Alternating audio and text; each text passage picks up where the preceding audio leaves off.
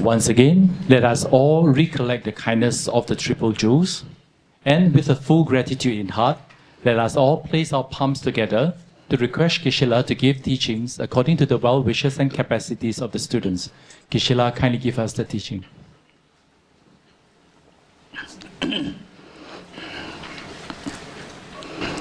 I go for refuge and am enlightened to the Buddha, the Dharma, the Sangha. By my accumulations of practice of giving and so forth, may I become a Buddha to benefit all sentient beings. I go for refuge and am enlightened to the Buddha, the Dharma, the Sangha. By my accumulations of practice of giving and so forth, may I become a Buddha to benefit all sentient beings. I go for refuge and am enlightened to the Buddha, the Dharma, the Sangha. By my accumulations of practice of giving and so forth, may I become a Buddha to benefit all sentient beings.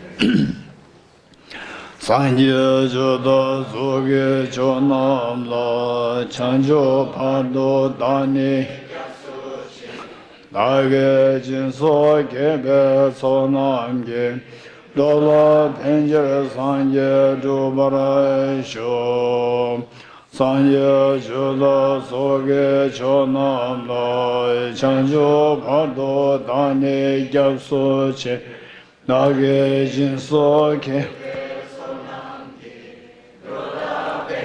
Sanje Dubarai Sho Sanje Joda Soge Chonamna Chanjo Bardo Dane Gyapso Che Tage Jinso Gebe Sonamge Chola Benjere Sanje Dubarai Sho Om Ye Dharma Heto Prabhavam Hetom Te Sham Dathagato Yavatat Te Sham Chayo Niroda Evam Bhati Mahashramanaye Svaha Om Ye Dharma Hetu Prabhava Hetum Tesha Tathagato Hyavatat Tesham Chayo Niroda Evam Bhati Mahashramanaye Svaha Om Ye Dharma Hetu Chandata Gato Hyavatat Tesham Chayo Niroda Evam Bhati Mahashramanaye Svaha. All phenomena arise from causes. The causes are taught by the Tathagata, the cessation causes as well as taught by the great seer. Okay, continuation from where we were reading this outlines of the chapter inside of Lamrim Chenmo, 3rd volume.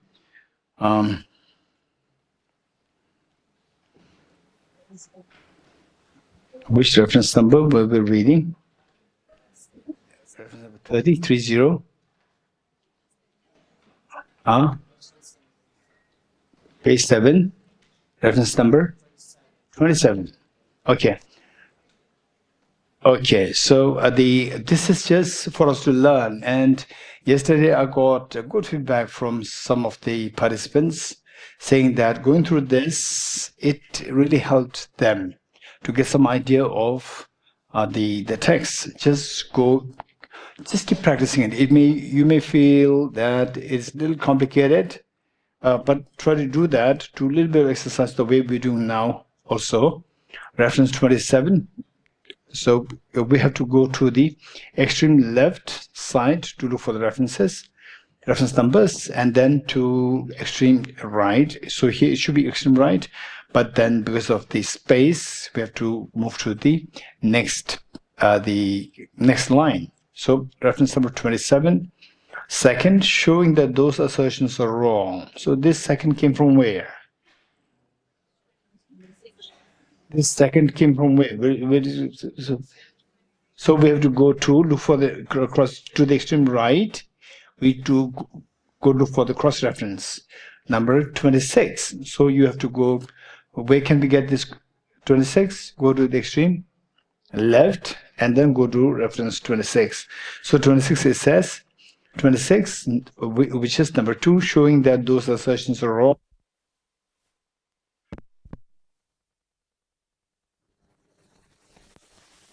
Hello.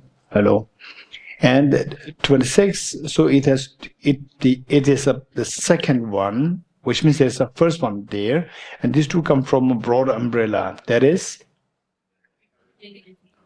refuting an overly broad identification of the object to be negated. And this come from where? This is the first.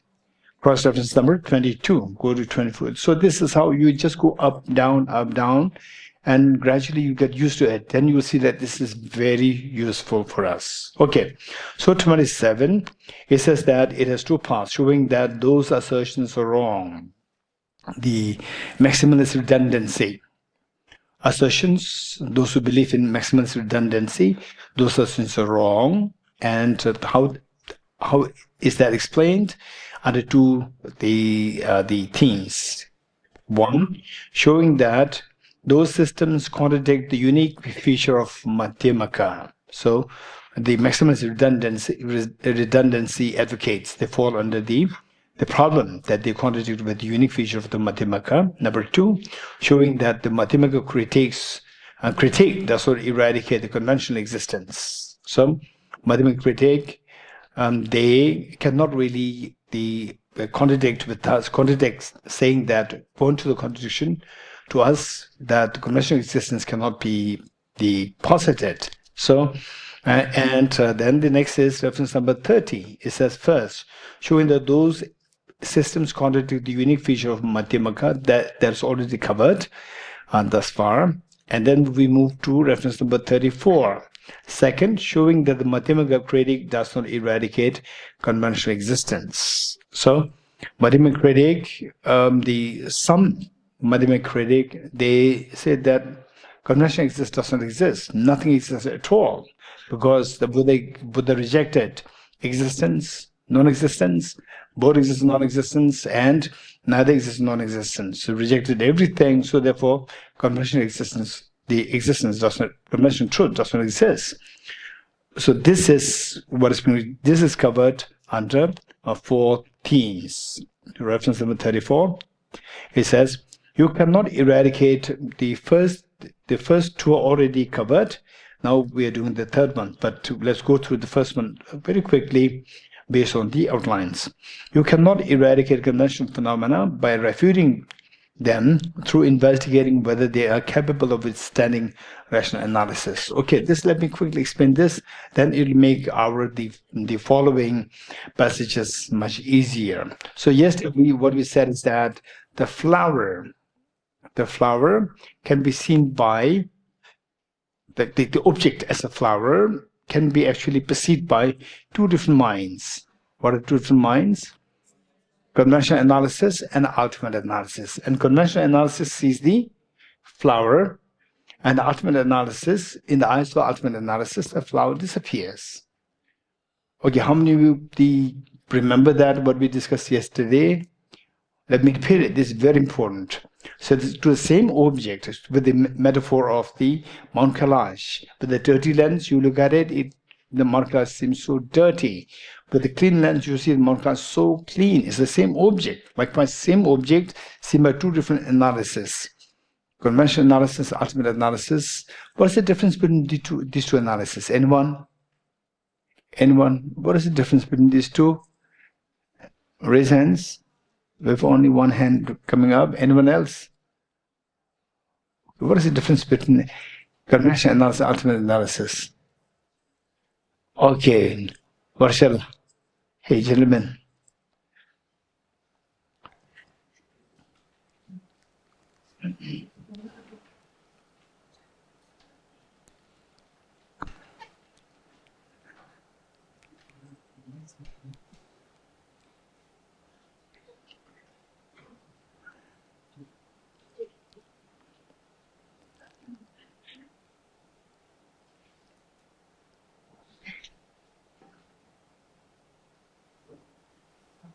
Okay, what should I just say this? I'll repeat it.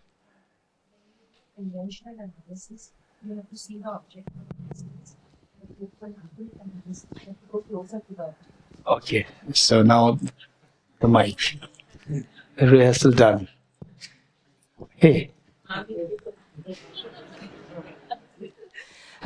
When you do a conventional analysis, you have to see the object from a distance, and when you have to do an ultimate analysis, you have to go closer to the object.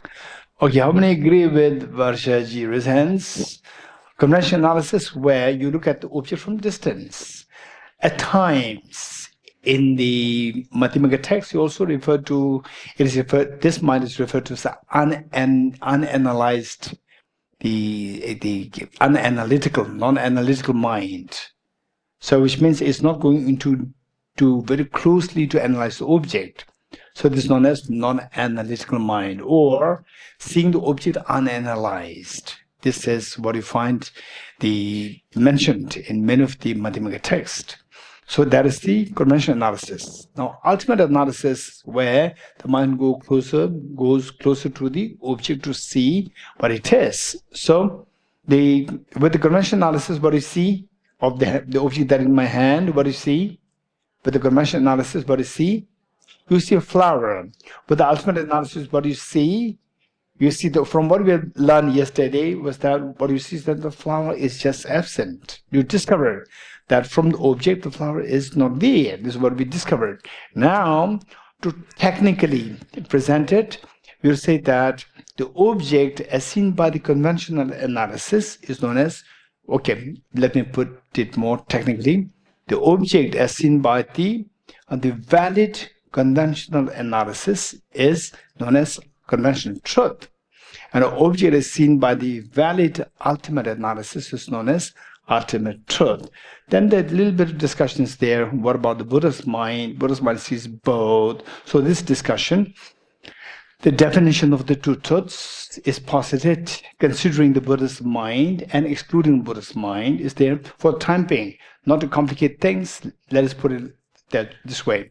The object as seen by the valid ultimate analysis is known as ultimate truth, and the object as seen by the valid conventional analysis is known as conventional truth. And as I said, remember that.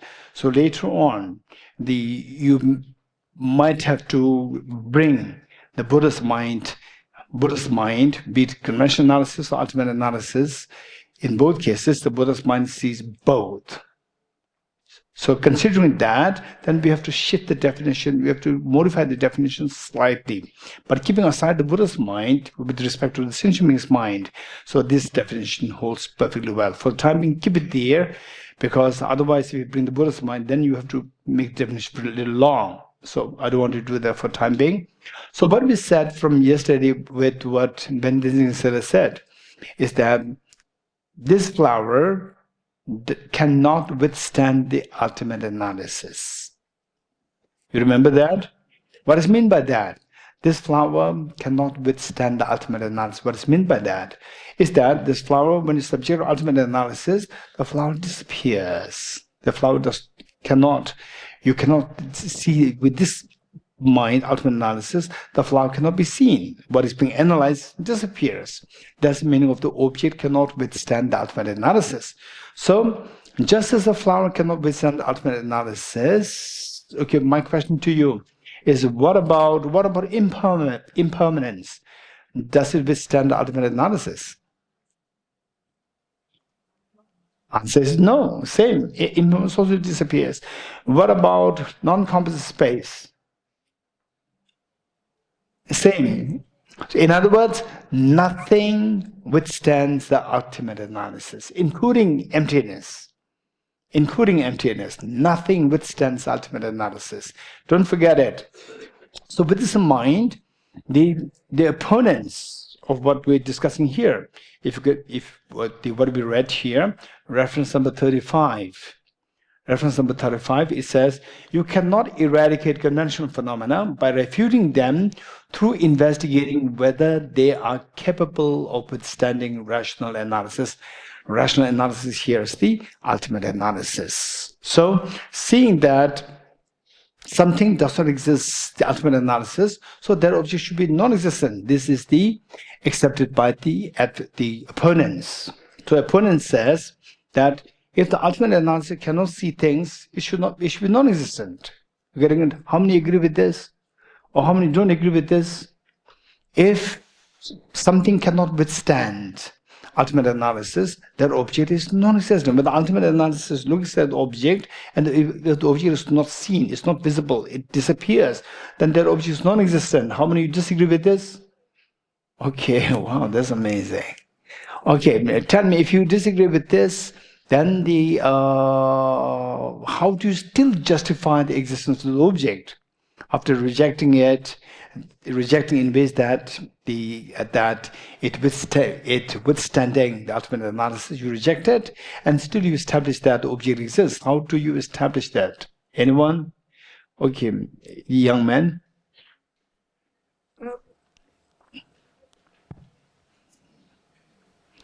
If possible, maybe you can mention name also. Yes. Yeah, Geshe. My name is Ashwin. So I think to establish the existence of the object, we need to employ conventional analysis, not ultimate analysis. Okay. To establish things, to say things exist or not, which falls under the category of the conventional analysis, to say there exists or not, to see if it is established by the conventional analysis, don't establish it with ultimate analysis. Okay, the painting of Mona Lisa exists or not exists? The Mona Lisa painting exists. And if you subject the painting to ultimate analysis, you will see the atoms. Painting disappears. Painting makes no sense. You agree? You agree? So if you want to enjoy the painting of Mona Lisa, what should you do? Look at it from distance. Don't look too close, it'll disappear. You're getting it? So from distance, what is seen from distance is known as, the mind is known as conventional analysis, and what is established by the conventional analysis is also truth. We cannot deny the existence of that. This is very important. So but there's nothing which withstands the ultimate analysis. Nothing which withstands ultimate analysis. So simply because nothing withstands ultimate analysis doesn't mean that nothing exists. But there's the group of philosophers, practitioners in the past, particularly in India also, there must be some Buddhist teachers or the scholars, I would say. And in Tibet, it was quite prominent at the time of Lama Tsongkhapa. And before Lama Tsongkhapa, around Lama Tsongkhapa's time, that was 14th century and 13th century, since the Buddhism came to Tibet in 8th century, the more established in Tibet in 8th century, from there till, of course, the Bodhisattva Chandrakshita was there in the 8th century. And then after that, there was by the way, the Madhyamika philosophy, particularly Acharya Chandrakirti's text, was translated in Tibet way later, and not during the time of 8th century, 9th century, 10th century. It was done around like the 11th, 12th century, not before that. So the concept of emptiness at the time of Lama Tsongkhapa, before Lama Tsongkhapa, broadly speaking, it was not too matured. So they think that many scholars, they think that the existence and intrinsic existence, these two are the same. When you reject the intrinsic existence, you also reject existence. So, therefore, when the ultimate analysis, when you see the flower disappears, what is it indicative of? When subjecting the flower to ultimate analysis, the flower disappears. What is it indicative of? That the flower doesn't exist? Intrinsically, it doesn't mean the flower doesn't exist.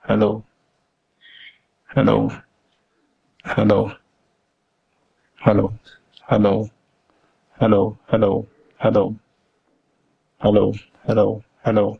Okay. So what we're saying is that the first one we are able to reject it. Then number two is the quite complicated. Is that you cannot reject the conventional truth simply because they're not established by the valid cognition. Okay, so it says, let's read it. So I'm not saying this, the text is saying this. Number two says, you cannot eradicate, so Lama Tsongkhapa is saying, you, the opponents, you cannot eradicate conventional phenomena, eradicate or reject conventional phenomena such as flower by refuting them, saying that through investigating whether valid cognition establishes them. Valid cognition does not establish, so therefore they don't exist. Is it valid or not? If something is not established by valid cognition, it should be non-existent. Yes, no. Hey, what happened? You're scared, right? So if you say the no, then you are contradicting Lama Tsongkhapa. If you say yes, then you are the what? You are going against the logic, the epistemological issue.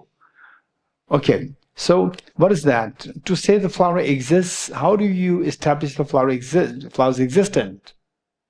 To say that Kate, you can see it. So our perception can be mistaken. So we can validly see it. We can validly see it means it is established by valid cognition. So simply because the valid cognition does not cognize doesn't mean that it is to be rejected. So this is this is like the implication. Okay, how many of you are a little confused? Or so with the second one, you cannot reject the flower based on the idea that the flower is not established by the valid cognition. The flower, is it established by valid cognition or not? Huh? But Lama Tsongkhapa says that you cannot reject. For example, the horn of a rabbit. Horn of a rabbit is rejected because it's not established by valid cognition. The flower, it says that the flower, you cannot reject the flower, saying that the flower is not established by valid cognition. Okay, so I know that you are not really confused. Okay, if you say that, oh, it is not established by valid cognition, then Lama Tsongkhapa is taken for granted that it's not established by valid cognition. But then I disagree with this, I'm disagreeing with Lama Tsongkhapa, it's not good. And if I say that, oh yes, that's true, that it's not established by valid cognition, but still you can establish the flower. That doesn't make any sense. So you are lost in these two things. So the idea is that I would say the fact that you do not want to reject Lama Tsongkhapa directly is because thus far you have studied Lama Tsongkhapa's text, and there's a great reverence to Lama Tsongkhapa. So this is very precious, very precious. In the monastic universities, it is a tradition that you just bring any thoughts of any scholar of the past, they will analyze it, and they can easily say, I don't accept it, they can reject it. But there is a tradition that whenever somebody cites from Lama Tsongkhapa's text, then the great scholars, they will never say, I don't agree. Because they have a confidence. But Lama Tsongkhapa said there's always layers of meanings there. Layers of meanings, failing to understand the layers, failing to see the layers of meanings, then you may see that this seem to be the superficial contradiction. It's not a contradiction, it's a failure to see the nuances. Okay, so this, because that we already did in the early retreat, I'm just quickly give you the idea. Don't worry at all. It simply means that It simply means that the opponent cites scholars like the teachers like Acharya Chandrakirti, Bodhisattva Shantideva, where you, for example, like what the sutra says, Harju says, form is empty. You just pick it up and say the form is empty. Buddha said form is empty. You cannot read it like this. Although superficially it says form is empty, but the Buddha meant form is empty intrinsically. So these nuances, if you don't see the background information, you can easily enter into contradiction yourself, or you can easily enter into reading the text in a wrong way. So therefore, the Lama Tsongkhapa, what it's saying is that superficially you are trying to cite Acharya Chandrakirti, you are trying to cite Bodhisattva Shantideva, saying that nothing is the physical forms, they are not established by the valid cognition. But they are not established as intrinsically by the valid cognition. But opponents will just remove the word intrinsic and say that the Acharya Chandrakirti said that the things are not established by the valid cognition, and your senses, they are not valid, the sense consciousnesses, they are not valid cognitions. So this is what they are trying to cite. And Lama Tsongkhapa said that this reading is wrong. You read the Acharya Chandrakirti's text, Bodhisattva Shantideva's text, or in Nagarjuna's text, by saying that the sense consciousnesses, they are not valid. They are not valid with respect to intrinsic reality. So you fail to get this nuanced concept, and then based on that, you say that nothing exists, because these teachers, they said that nothing is established by the valid cognition. So this is wrong reading. This number 2 is already covered in the early retreat. Now we are doing the third one. Reference number 37. Okay, reference number 36. How many of you understood? Okay, that makes sense. That makes sense. Good. Now, but reference number 37. This is the way of reading now. You cannot eradicate conventional phenomena by refuting them through investigating whether they produce in one of the 4 alternative ways: from self, from the other, from both, and of course as production. Okay, so this, let me again give you a little bit of background, and then we have to read the text. And I'm sure that many of you are wondering, when is he going to start the text? You're getting it? I know. When is he going to start the text? It's the 3rd day. You're getting it? So why I'm scared is that the moment I start the text, you will say that it's going over my head.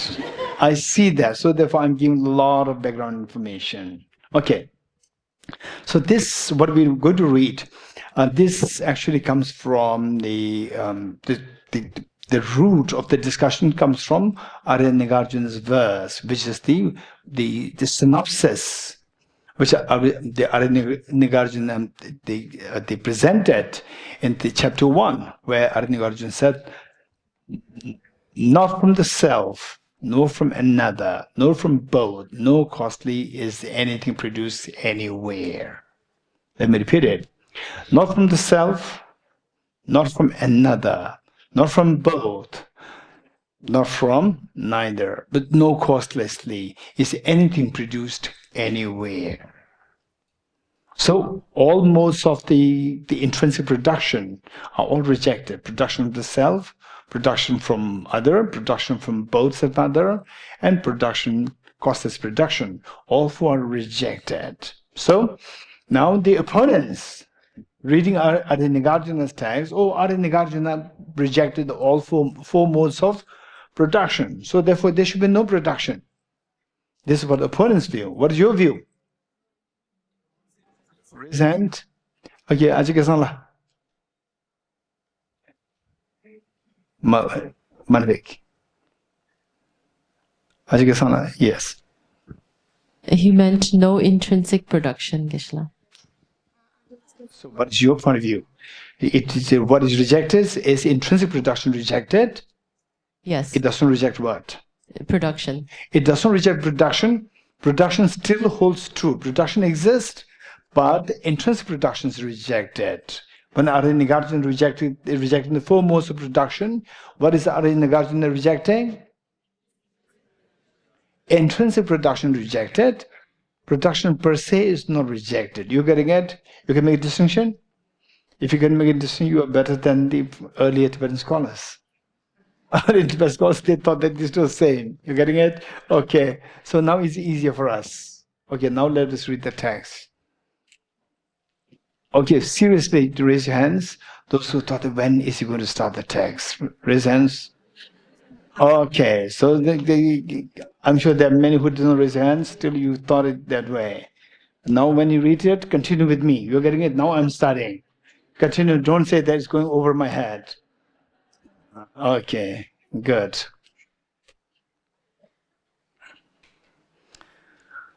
Okay, page number 185.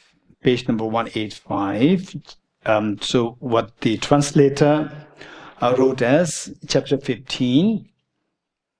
Okay, production is not refuted. So basically, the bigger the bigger caption given there, production is not need a refuge and so forth. All these bigger captions are added by the translator. It is not necessarily the original from the original source. So the original source is what you read down there, C, D. So these are the original the word outlines, and you will not know where it came from if you just read this. But this will help you. This small booklet will help you. You're getting it? So thank you, Alhamdulillah, for your effort. So this will help us, really help us to track. So the somebody can help me. Where is this? It says, you cannot eradicate conventional phenomena by refuting them through investigating whether they are produced in one of the four alternative ways. So where do you find this in this small booklet? Which reference number?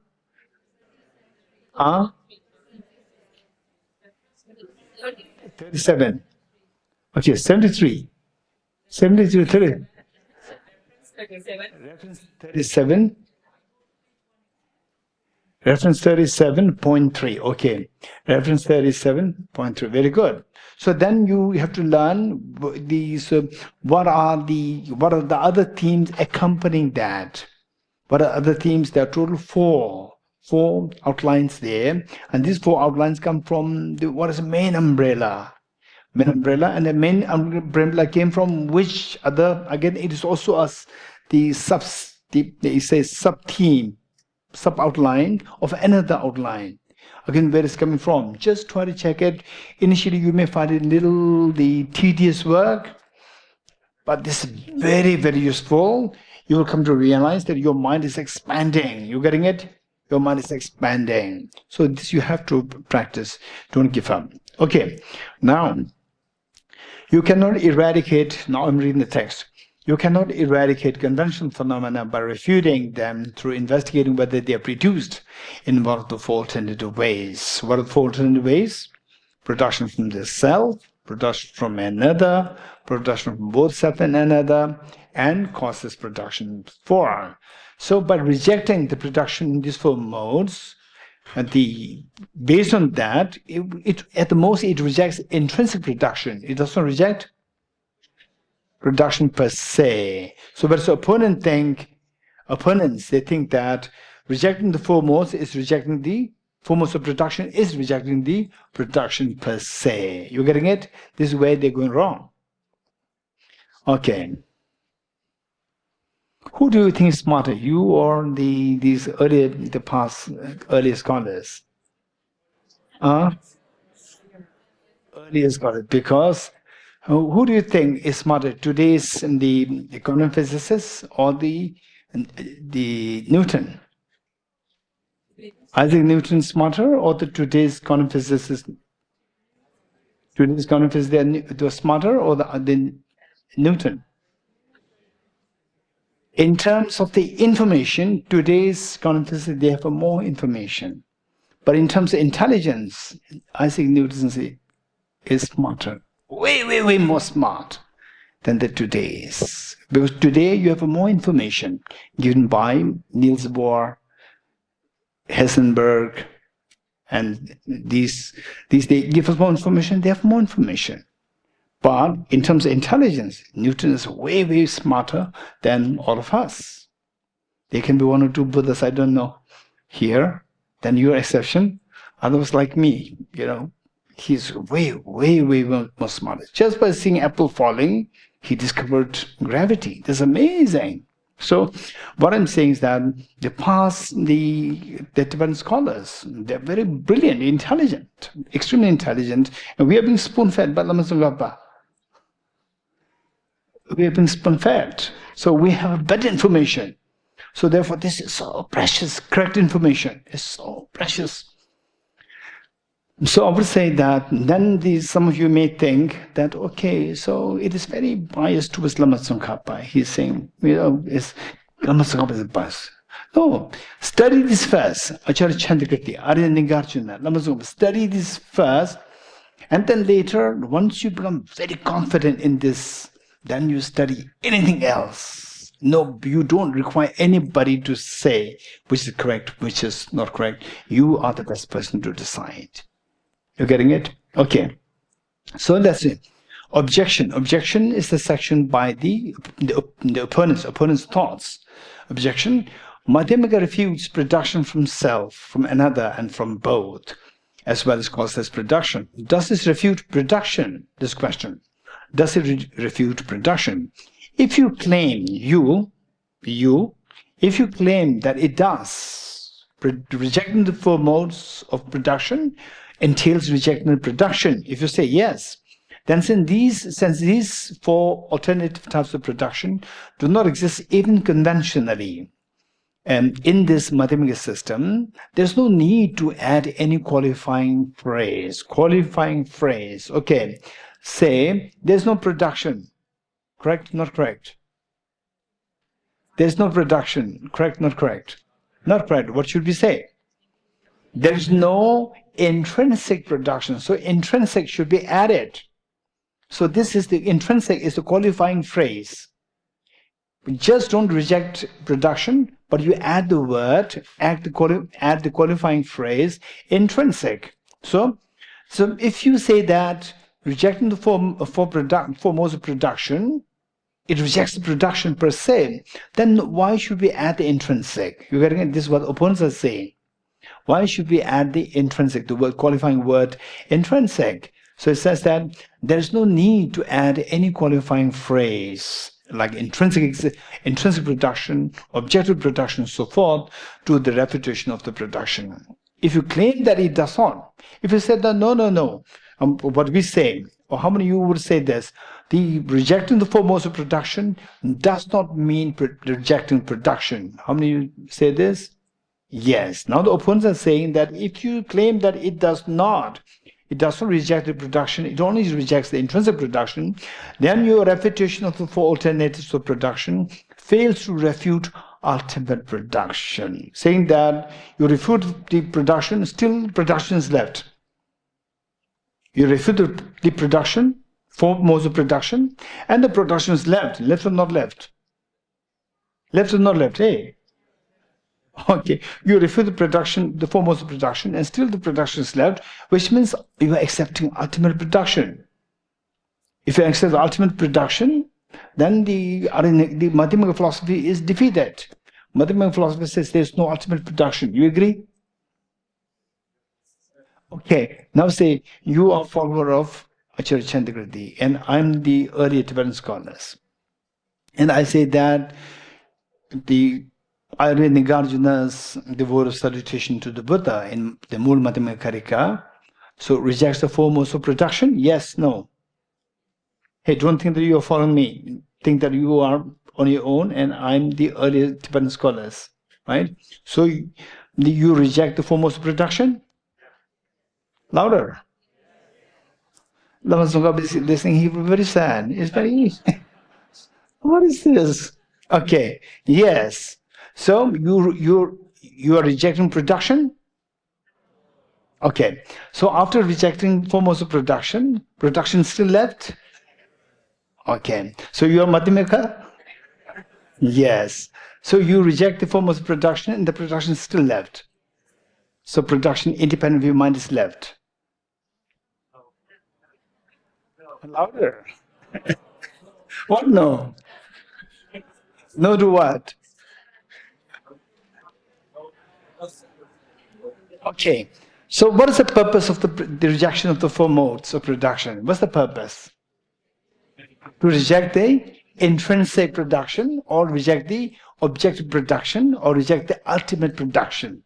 You getting it? So if you reject the four modes of production and still the production is left, then the ultimate production is not rejected. Ultimate production is still left there.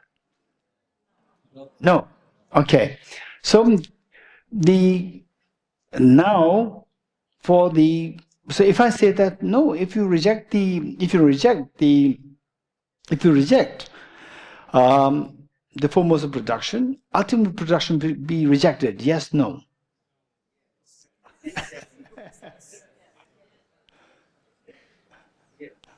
Okay, Jane seems to be a very serious student of Lama Tsongkhapa. Okay, so when you reject the four modes of production, ultimate production is rejected. Yes, no. Very good. So ultimate the production is rejected. So there's no production left there. Ultimately, from the object, there's no production left. Yes, no left. Ultimate production is rejected. Okay, so production is left. Okay, so up to this point, if you are clear, now the earlier Tibetan scholars, for them, production, and ultimate production, these two are same. These two are same. So therefore, when the production is left, what is left? Ultimate production is left for the earliest Tibetan scholars. When the production is left, the ultimate production is left. If the ultimate production is left, the purpose for rejecting the four modes of production is defeated. Because the purpose of rejecting the four modes of production is to reject the ultimate production. And if the production is left after rejecting four modes of production, then the ultimate production should also be left, because the early scholars believe production and ultimate production to be same. Okay, so this is the presentation of the early scholars. So it says, continue. If you claim that it does not meaning that it does not reject the production, then your refutation of the four alternatives of production fails to refute ultimate production. Production is left. Production means ultimate production. So ultimate production is left. If it is left, then what's the purpose of rejecting four modes of production? So what is your response? Don't look at the text. What would be your response in this? Ongimala? Intrinsic production is rejected. Intrinsic production is rejected. It doesn't reject the production. So we have to, you meaning earlier Tibetan scholars, you fail to make the distinction between production and intrinsic production and ultimate production. You are equating the two. This is where you are going wrong. This is your answer. Is this your answer? Okay, now let us see what Lama Tsongkhapa, how Lama Tsongkhapa answers, and see if your answer and how Lama Tsongkhapa answers is the same. Lama Tsongkhapa replying, we do not accept the former, which means that rejecting the four modes of production rejects the production per se. I don't accept it. You agree? You agree? Good. We do not accept the former of these two positions. So I'll explain the answer to the later. Later is rejecting the four modes of production, and production is left, but ultimate production is rejected. So it's not that if the production is left, ultimate production should be left. This is not the case. You're getting it? Okay, this is what Lama Tsongkhapa is going to explain. Okay, now see, you have your own answer, and then see what Lama Tsongkhapa represents if these two are the same. Those who assert ultimate production, must assert that those who assert ultimate production or intrinsic production must believe that it withstands analysis by reasoning. You agree? If something exists objectively, it should withstand the ultimate analysis. If the flower exists objectively or not.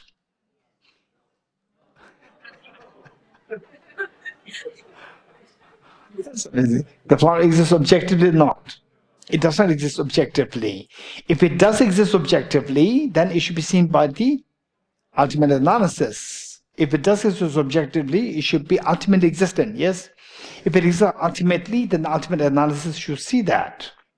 If it sees the flower should withstand the ultimate analysis. Very good. So now it says that those who assert ultimate production, you must assert that the production, it withstands. Production withstands analysis by reasoning. Analysis by reasoning means ultimate analysis that analyzes ultimate or the reality. As this is so, they must use reason to analyze production so as to discover which it is among the same. If they believe in ultimate production, then with this analysis, must use the reason to analyze production so as to discover which it is among the four alternatives. So if something does, if there's ultimate production, then it should be one of it should be produced in four different ways. You agree? It should be produced one of the four different ways. So you have to check which ways it exists. Discover which it is among the four alternatives: production of the self, other, and so forth. Hence, those who assert ultimate production are definitely required to assert that it can be analytically fixed, meaning analytically acceptable, within one of the acceptable as one of the four alternatives. So if it does exist objectively, ultimately, or the objectively, that production should be one of these four classes of the possible productions. Because we mean prasangikas, we assert mere production. We don't accept ultimate production. We accept mere production. Mere production meaning mentally imputed production. We don't accept intrinsic production. We don't accept objective production, ultimate production. We accept mere production, the mentally imputed production. Because we assert mere production arising of particular effects in dependence on particular causes and conditions. What do you mean by mere production? Production by dependence. By dependence, not intrinsic, not independent production, but dependence on causes and conditions. We do not assert real production. Okay, the word real really is intrinsic. So people don't think that real connotes, okay, there's nothing real there, everything is the purely imaginary. Don't go to that extent. Real here, real, intrinsic, ultimate, they all refer to the same. They are synonymous. Not assert real production or intrinsic production. Since we do not assert real production or intrinsic production, why would we use reasoning that analyzes reality? So this analysis of the four modes is to check whether the production happens intrinsically. But we don't accept intrinsic production. So therefore, this reasoning is not to reject the intrinsic. This reason is not to reject the mere production. It is to reject intrinsic production. So why would we use then? Since we don't accept intrinsic production, we only accept the production by dependence. So therefore, why this reasoning rejects the mere production? For example, say that let's say that I come here and they say you are local here. You're local here, and I come here, and suddenly I demonstrate some fear. And you being local, you said that Geshe tells me that, hey, Dorji Damdi, don't be afraid. There's no tiger in the science center. There's no tiger. Is it true or not? There's no tiger in science center. Is it true? True or not true? It's true. There's no tiger. It's correct. Still, I continue to have it's a valid mind. It's a valid analysis, valid mind. But still, it does not remove my fear. I still demonstrate fear. Then the Maitri comes, Maitreya, right, and said, Geshe-la, don't worry, there's no bear. there's no bear, right? Is it true or not true? Hey, is it true or not true? That's true, that's true. Matter is true, right? Yeah. It's a valid mind. Still my fear doesn't disappear. Right? And you want to help me to remove my fear. And you ask me, then I ask the Dasangla. So Dasangla is so sympathetic. So what you will do, how would you remove my fear?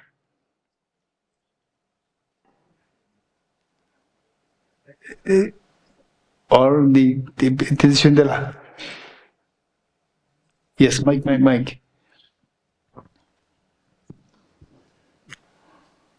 By saying that there isn't any bear or tiger. Okay. There's no fear. Then some people actually would say that. Okay, still after fear, right? Okay.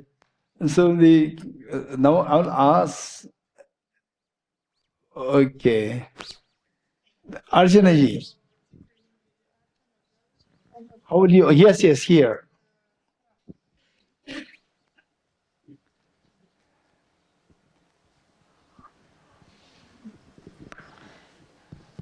Yeah, Geshe. So you want to remove my fear. So what will you do? How will you help me?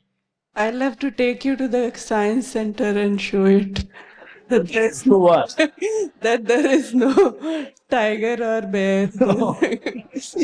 Okay, same. Right. Okay. Over there, Julia, at the end. Okay, I thought that we are studying emptiness. Still, we need another 4 years to study it. Okay, Julia. Geshe, я спрошу вас, что вы боитесь? Чего вы боитесь? Venerable Geshe, I will ask you what you are afraid of. Okay. Yes. Okay, how people are clapping means they endorse Julia. So then I said that I'm scared of the mosquitoes. I'm scared of mosquitoes. As long as then Julia would say that, Geshe, don't worry, this is mosquito-free zone. This is mosquito-free zone. Then my fear dissolves, right? No matter how much you take around, no tiger, no bear, it will not help. I know there's no tiger, I know there's no bear. Still the fear is there, not because of the tiger or bear, it is because of the fear of the mosquitoes, the dengue. You getting it? I'm scared of the dengue, which comes from the mosquitoes. So you say that, Julia would say that, oh, don't worry, this is mosquito-free zone. Then I relax. Okay, so therefore, the wisdom that you apply, there's a purpose. It should counteract what is to be rejected. So the two should be directly in opposition with respect to the object of apprehension. Let me repeat it. The wisdom that you're going to generate to cultivate the wrong view should be such that the wisdom and the wrong view, these two should be directly in opposition with respect to the object of apprehension. The wisdom and the wrong view should be directly in opposition with respect to the object of apprehension. So if the fear is that because of the mosquitoes, then you should be able to say there's no mosquito instead of there's no tiger. So this is what should, and likewise here, the reason is that so what we accept is we accept the mere production. We don't accept intrinsic production. We accept mere production, and this reasoning of the rejection of the four modes of production, it rejects what? It rejects intrinsic production. It does not reject the mere production. So therefore, this rejection does not entail the rejection of the production per se. It rejects the intrinsic production. So this distinction is possible. This distinction will make sense only if somebody is able to distinguish between production and intrinsic production. Very good. Okay, now you got it. Let me read further. on the because we assert mere production and hyphen, which is what is meant by mere production, arising of particular effects of dependence on particular causes and conditions. We do not assert real production or intrinsic production. Since we do not assert real production, why would we use reasoning that analyzes reality to analyze production as to which it is? To say production, they're accepting, is it production of self, other, and so forth? We don't believe in intrinsic production. If you believe in intrinsic production, then you have to say that the production they're accepting, is it the production of the self, other, both, and causeless? But we don't believe in intrinsic production, so this is not applicable for us. For we are not required to assert that production withstands rational analysis. So because we say that it's a mere production, it's a putative production, is not an intrinsic production. If it is intrinsic production, it should withstand ultimate analysis. Okay, so this is to see if the production withstands ultimate analysis, the four analysis.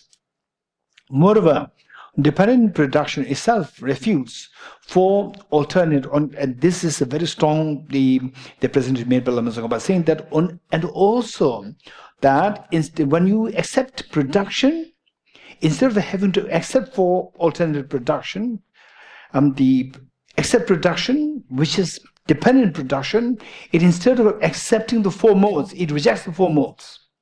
This is very powerful reasoning. Moreover, dependent production, what we accept is a dependent production, not an intrinsic production, not an independent production. We accept dependent production. So because dependent production itself, instead of accepting the four alternative ways of production, it rejects, itself refutes the four alternative types of production. As Acharya Chandrakirti's commentary on the Middle Way says, because things arise dependently, these mistaken conceptions cannot bear scrutiny, meaning these mistaken conceptions of production from the self, other, both, cause of production, they cannot bear scrutiny. Therefore, the reasoning of dependent arising cuts all the entanglements of bad views.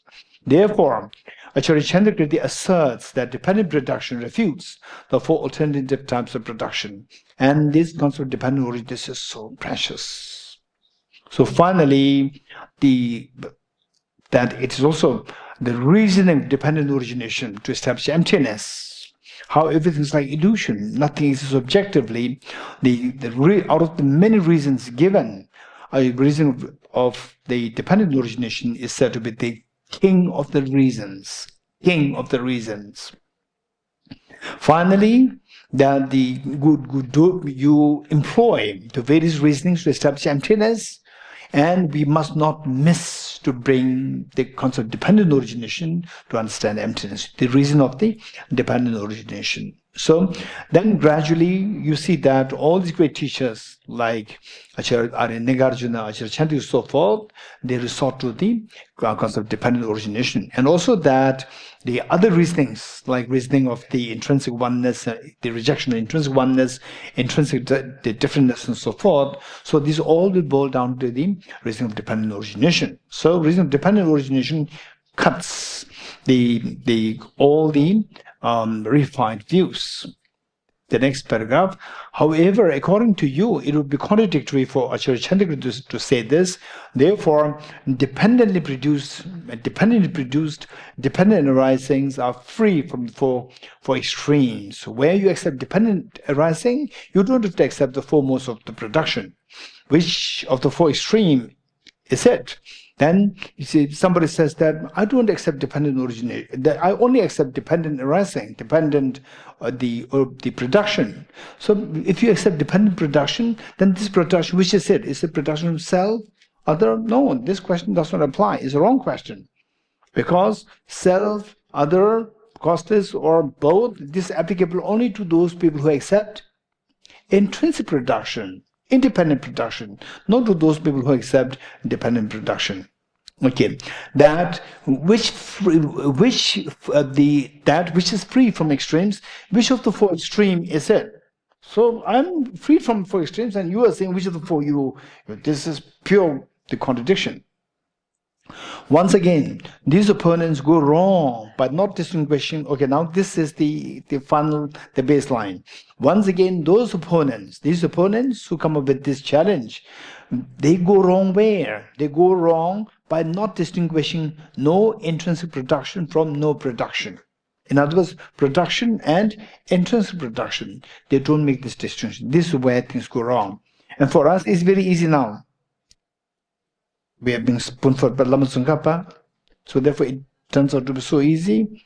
And this experience that I had, the first time completed my Geshe and then given teachings, and they Geshe, even after Geshe, like I think 15, 16, 17 years finished, and still, yes.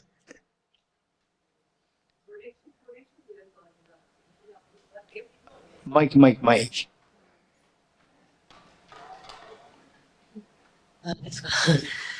Oh, just the Geshe. Ngati thep di lo merot lam di khas di ina di production le do ani di swinji goma chona o di khande this lela o la roch dagal. Okay. Explain so to us. It's simply arising.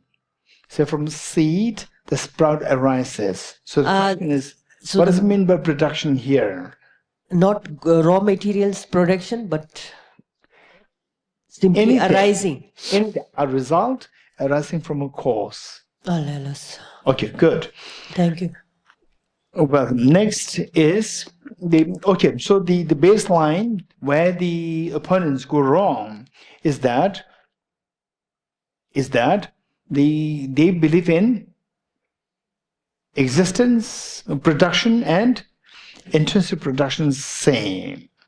So what I was about to say was that these scholars like Geshe and all these scholars, they study at the moment, it's obvious.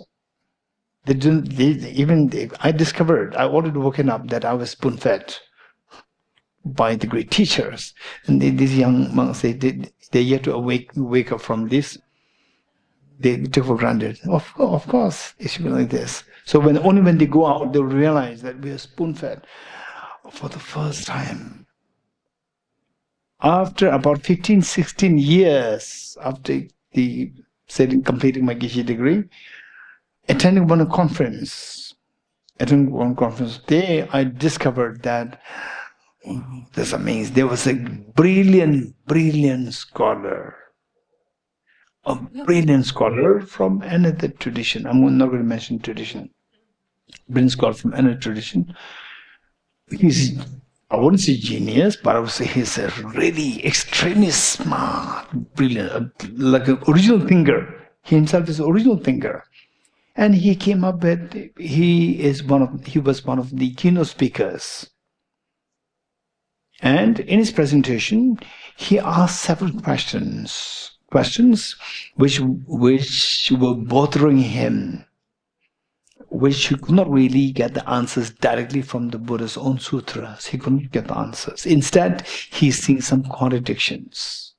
Of course, they are superficial, because that he has a tremendous reverence and he follows the Buddha's teaching. So therefore, he's not saying that this is contradiction there. So he says, we cannot really give the answer to these. So therefore, he's coming up with some alternative answers. For example, like the self. He just outrightly said, the Buddha said there's no self. He said it. Buddha said there's no self, because what's the third seal? Everything is the nature of emptiness and selflessness. There's no self. Then the question is, if there's no self, then how do you explain somebody attaining nirvana within a span of 5 lives? To talk about few lives, there should be the person traveling to the next life, transmigrating to the next life. So there should be the person to travel. If there's no person to travel, then you die, finish. Then who's going to attain nirvana in the next life? So this was a major crisis in his mind. And yes, of course, there was tremendous confidence in his mind that this is where we find it very difficult to hold on to this teaching, the selflessness, and trying to correlate this or trying to see the compatibility of the selflessness, concept of selflessness with the rebirth concept. Then these scholars in the monastic universities studied Vaibhashika debate, rebirth, and this impermanence of the self, selflessness. So this is all debated. Sautrantika, Chittamatra, Madhyamaka, within Madhyamaka, 2 schools. Each school has its own ocean of presentation. And for us, it's so easy. Not because that I'm great, because we have spoon-fed. This already made answers are there. And then during the break time, and because I know we have a tremendous respect, I have a tremendous respect to him. So during the break time, we were together, and I sought his permission that during my presentation, if you don't mind that I give answers to your questions. And he said, yes, of course. He was so happy. And then for me, it's not answer coming from me. It's all what I'm vomiting. What I learned from my teachers, all this, I was just vomiting. Rich answers are there. And he was busy scribbling because these were absent in that tradition. Okay, so then later you try to learn these things first, well, yourself, and later, once you get a command over this knowledge, you go out. And then you go out and mingle with other people. Then you realize that we are being all spoon-fed by these brilliant teachings about Negation, Acharya Chandrakirti, Lama, and so forth. Okay, next, qualm. The qualm. So wherever there's the qualm, the questions or the objections and so forth, this is all coming from the opponent's side, and the reply, the response, they're all coming from your own point of view. Qualm. How do you explain the statement in Acharya Chandrakirti's commentary on the middle way?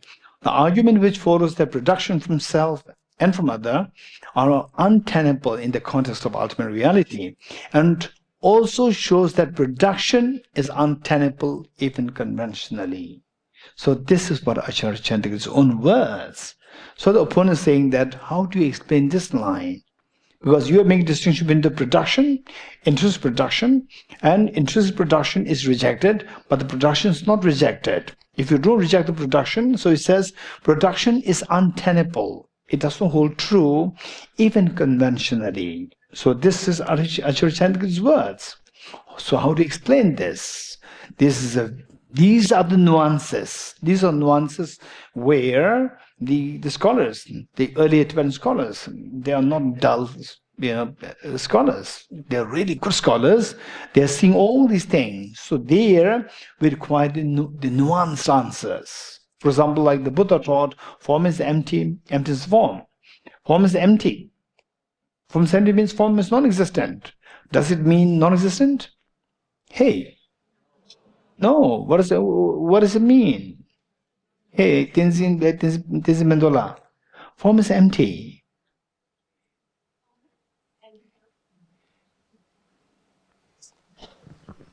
Form is empty of intrinsic existence. Form is empty of intrinsic existence. It doesn't mean that form is empty, form is non-existent. This is not the meaning.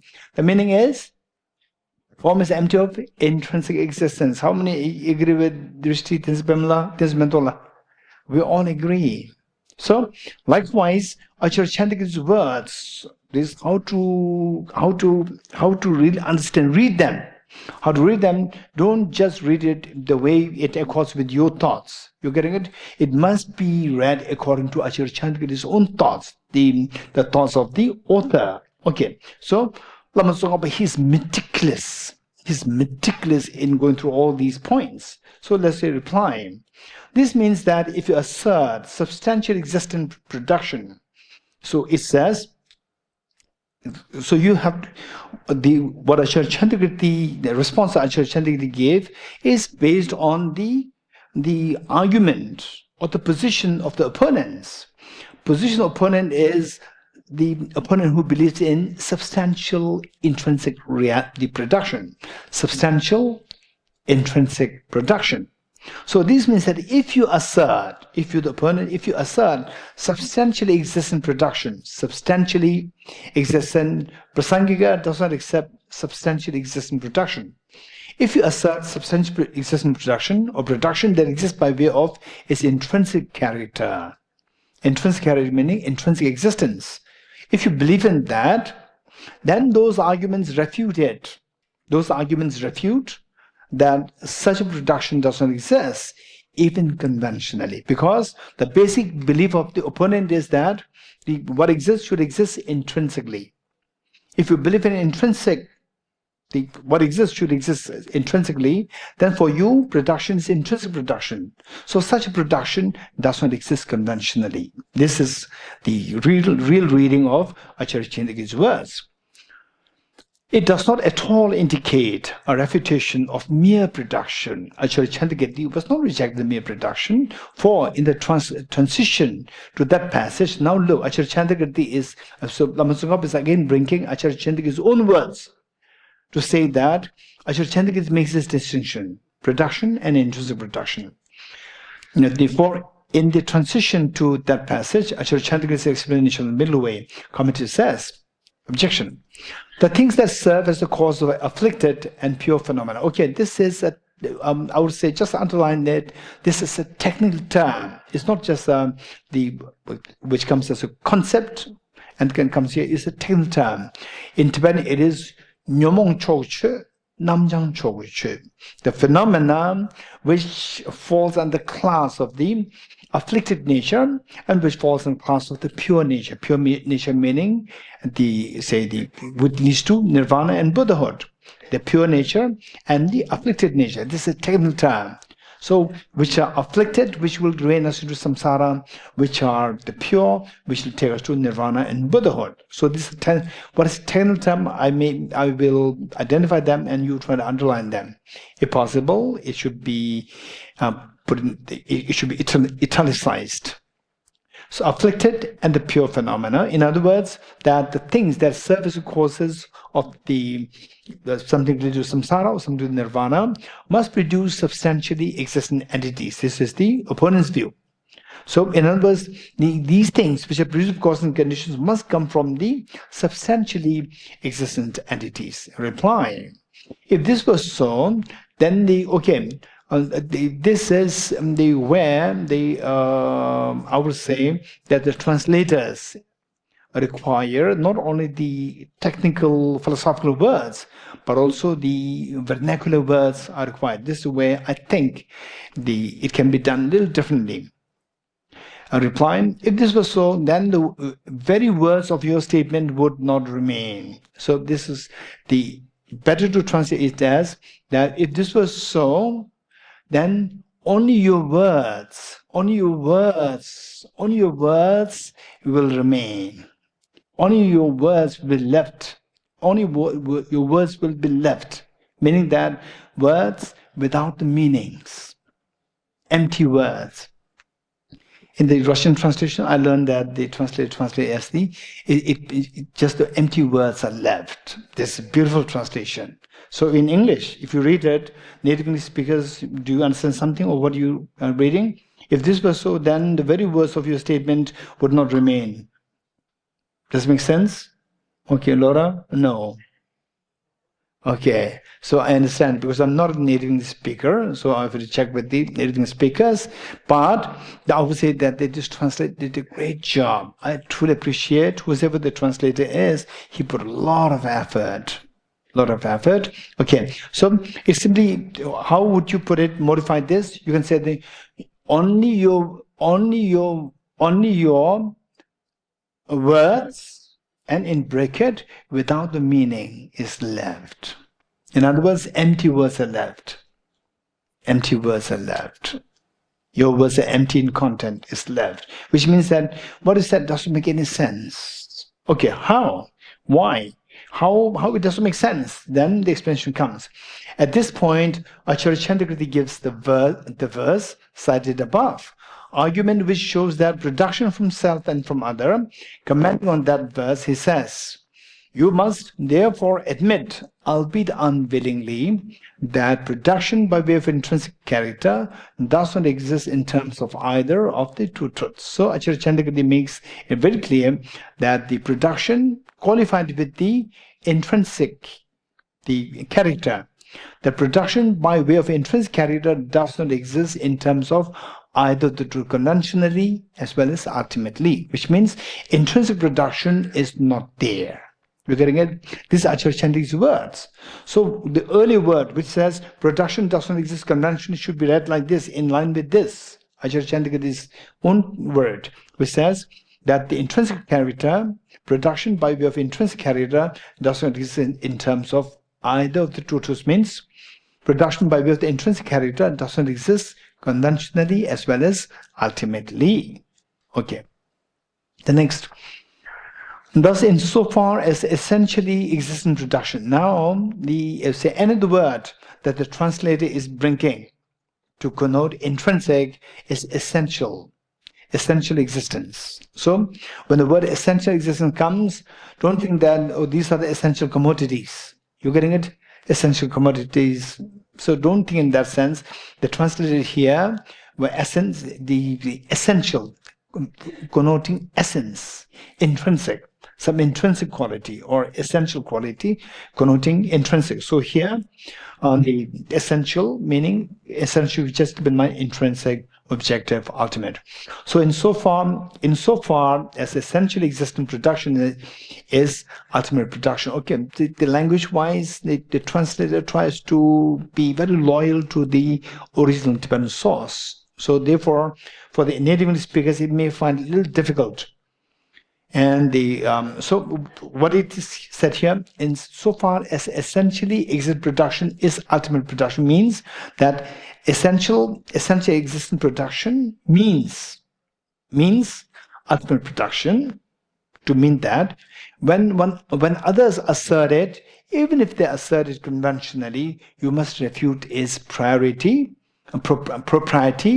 just as you refute ultimate production. The way you refute ultimate production, you refute essential production. Since this is an accident assertion of the Master Chandrakirti, you should not assert. So therefore, look, this is the real word of Lama Tsongkhapa. Acharya Chandrakirti's name is here by saying Master Chandrakirti. Otherwise, the translator, when he was adding these words, which was not in the original Tibetan source, he just said Dari Chandrakirti. But in Lama Tsongkhapa's text, whenever he mentioned, most of the time he mentioned, always there is the epithet or some reverence, respect given there. Master Chandrakirti, you should not assert essentially existent production, even conventionally. This is how we have to read it. Acharya Chandrakirti's commentary on the middle way says, the self-generation, instead of self-generation, it can be a little confusing, is self-production, because we're rejecting the foremost of production. Production of the self, production from other, production of both, and causes production. So better translation would be self-production. And for translators, it's not that easy. It's not easy. Say how good is this translator is determined by multiple factors. Of course, the content matter, understanding of the content matter, how sharp, how crispy the person understands the concept matter, and how comprehensive the person is. What is said above, what is going to say below, all these they should be in the translator's mind, because there should be uniformity in the usage of the vocabularies within the same text. So it's not that easy. It's not easy. I could imagine that if I were to translate the same text, the next person who's going to teach that means that there are so many contradictions there. So many, the lack of uniformities is there. So I really understand it. It's not that easy. Okay. So as the self-generation or self-production of the son of barren women exists neither in reality nor in the world. Similarly, all these things lack essential production. Now look, the word uses production. And the essential production or intrinsic production, both for the world and in reality. So this is how Acharya Chandrakirti always attaches the qualifying word, intrinsic, essential, with the word production. Both for the world. So this is where we need to have a comprehensive picture of the authors to know the author's intent. Some hold that the lack of intrinsic production. What is meant by lack of intrinsic production? Production's lack of intrinsic existence must mean that production doesn't exist. So, intrinsic production and production taken same. Lack of intrinsic production means no production. This is how people misread, people misunderstand. They argue that dependent production and the absence of intrinsic production are contradictory. So when you say, on the one hand, you say there's a dependent production. Okay, are you the one or who is that? Do you believe in dependent production? Certainly shocked. Okay, do you accept independent production? Yes. Do you accept in the emptiness of intrinsic production? Yes. So the earlier scholars are saying this is a contradiction. This contradiction. How? Because you accept in production. The moment you accept in production, you have to accept intrinsic production. If you accept intrinsic production, you cannot reject intrinsic production. So this is where this is a contradiction. So it says that some early scholars hold that the lack of intrinsic production, the production's lack of intrinsic existence, must mean that production does not exist. So for those people, then what you accept, that the dependent production and absence of intrinsic production as compatible, this is unacceptable for them. They argue that dependent production and the absence of intrinsic production are contradictory. Acharya Chandrakirti says in a commentary on the 60 stanzas of reasoning that those who say this have no ears or heart. Okay, no, they don't have ears and the heart. So it's not just a random scolding. It's not a random scolding. Why they don't have ear? Because they could not hear the word intrinsic. You're getting it? I said there's no intrinsic production. I did not say there's no production. I said there's no intrinsic production. You don't have the ear to hear the word intrinsic. So you skip this word intrinsic. You don't have the ear. Even if you heard it, yes, I hear, I heard it. I heard that you said no intrinsic production, which means that you don't have the heart. When the heart is a cultural difference. You're getting it? In English, no heart means that you are lacking. You will come. Whereas in the Tibetan context, today context may be changing. In the early, in the Tibetan context, in the early Indian context, this Indian context, in the early days, today is changed. The heart means heart is essence. But if you make sense, it should make sense from the essence. So what is the essence of this? Symbolized by the heart. So you don't have the essence today we'll say brain. You don't have the brain to understand this. So whereas in the olden times it is like you don't have the heart to understand the distinction between the absence of intrinsic production and the absence of production. There's a difference there. You don't have that ability to understand it. Okay.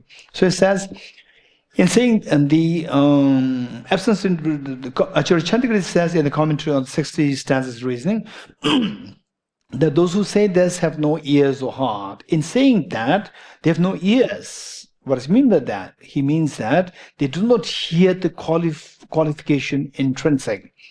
They do not hear the qualifier word intrinsic. When we say, I said there's no intrinsic production. I did not say there's no production. I added the word intrinsic. You don't hear that, so therefore you don't have the ear. They hear qualification intrinsic. When we refer to the lack of intrinsic production, they hold that we have said lack of production. I did not say this. I said lack of intrinsic production. So you do not hear the word intrinsic in between. In saying that they have no heart, he means that even if they hear it, they have no comprehension. They don't have the ability to understand comprehension of the meaning of the word intrinsic. So intrinsic is just additional word, it doesn't bear any meaning to them. But for us, there is a difference here. No intrinsic production and no production. There's a stark contrast. Nagarjuna 60 stanzas of reason says, the supreme knower of the reality, the Buddha, said that dependent production is not production. Okay. Or is instead of that, they said that the dependent production is not produced. It's not produced. Just don't delete it, just underline it and write, is not produced.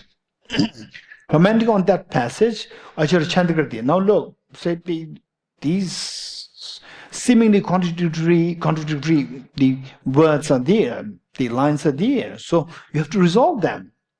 So how to resolve them? Commenting on that passage, this particular passage by Nagarjuna, Acharya Chandrakirti's commentary on the 60 stanzas of reason says, when you see dependent arising, you do not perceive things as intrinsically existent. How many agree with this? When you see dependent arising, you do not perceive things as intrinsically existent. Okay, this is because the dependently produced is not intrinsically produced. What is dependent produced means? No intrinsic production, like a reflection. Okay, with this, so therefore the qualifier, intrinsic, is very important. It's not just when the Buddha taught the form is empty, don't say the form is non-existent. There's your qualifier there.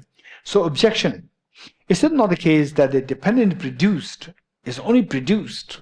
So dependently produced is produced. How can you say that it is not produced? So now for them, no intrinsic production means no production. So when Acharya Chandrakirti says no intrinsic production, they think that Acharya Chandrakirti is saying there's no production. And you accept dependent production. And on the other side, you said that there's no production. And what will you say? What will you say? No, I do not say this. I said no intrinsic production. Okay. So you think that the early scholars, they're a little dull? If you think that they're a little dull, it's because we're being spoon-fed by the Lama Tsongkhapa and Acharya Chandrakirti. Object. How can you say that it is not produced? If you say that something is not produced, then you should not say that it's dependent produced. Therefore, because these are mutually exclusive, what is dependent produced and what is not produced is mutually exclusive. Your position is incorrect. So reply, poor thing. Okay. So this is exactly what happens in the past. At the time of Lama Tsongkhapa, these are these concepts. Oh, it's not existent. It's not non-existent. You reject both existence and non-existence outrightly without the qualifier, without the word intrinsic. This was so widely the spread concept in Tibet in those days, meant as understanding of emptiness. So it says, reply. Poor thing, with neither ears nor heart, you still argue. This puts us in a difficult situation. It's a difficult situation. It is like this is a nuisance. So is it how they translate it as a difficult situation actually is it's a nuisance for us. You create a nuisance. We contend that dependently produced things are like reflections, not produced intrinsically. As this is the case, how can your objection stand a chance? Thus, you should cherish these distinctions. Okay, we'll stop here.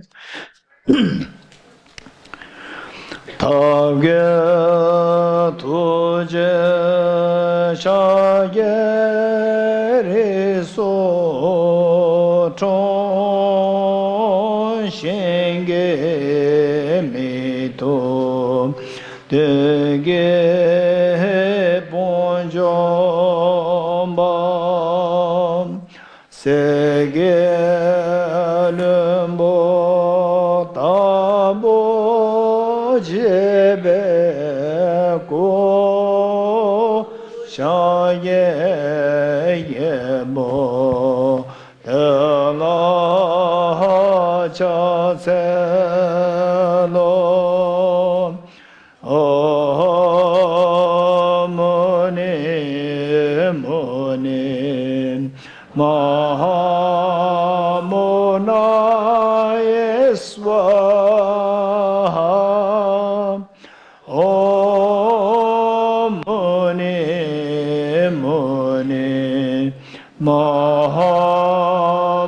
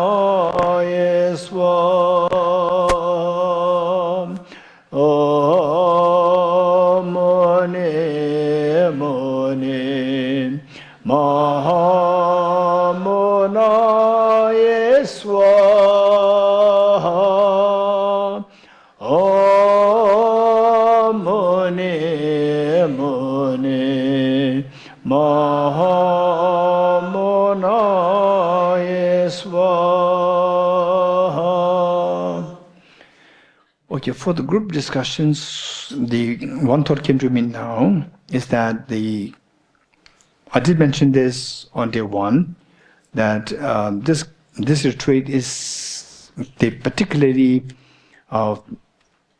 is intended for the NMC1 and NMC2. As such, usually I encourage the participants, for other retreats, I encourage the participants, those more advanced students, don't just try to come up with your very complicated questions right from the beginning. Let the newcomers, give more chance to newcomers so that they can ask questions and they can share thoughts, and the seniors try to give response, but don't dominate the whole discussion. This is what I used to say. But here, it's going to be the opposite.